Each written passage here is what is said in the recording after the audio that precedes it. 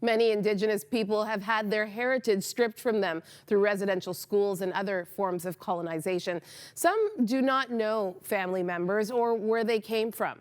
Former Elsipogtog First Nation Chief Susan Levi-Peters is with me now for an important conversation. Thanks so much, Susan, for joining us today. Now, Canada is known for its diversity of cultures, but we see all around us broken treaties, broken promises, even hatred between cultures.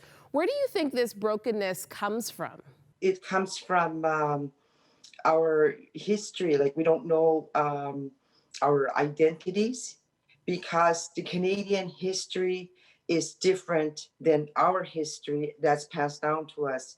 Like in the Canadian history, we're more the villains, or so our identity is kind of are we the villains? And in our culture, in us our upbringing, we are the heroes. So it can get confusing, I think, and it has a lot to do with the history. So, Susan, what makes you feel positive about the stories of First Nations people in Canada and the identity that you want to hold on to and who you are? As a First Nation person, our history has been told by non-natives, and it has been told as if we were the villains. So when we go to school, to non-native schools, that's what we're taught. But when at home, our history is different because we are the peacekeepers. We have never, as Mi'kmaq, if you do research, like proper research, and when you talk to our elders, we were always the peacekeepers, and we were always we have peace and friendship treaties with Canada.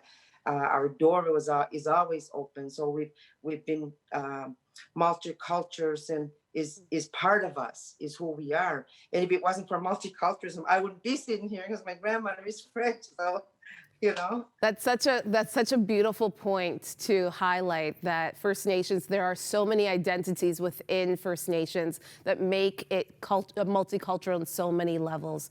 Last question, Susan, for you. What does Canada need to understand in order to embrace that multiculturalism that, you know, the Indigenous community brings and so many other ethnic communities bring to our country?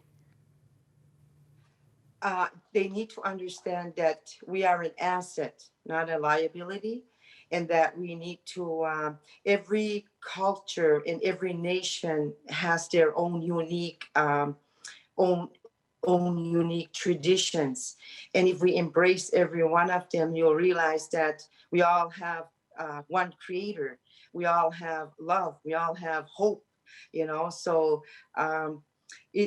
What Canada needs to do is not be afraid, not to be afraid of First Nation people, to embrace them. All right, beautifully said. Thank you again, Susan Levi-Peters, for your time today. Thank you, Maggie.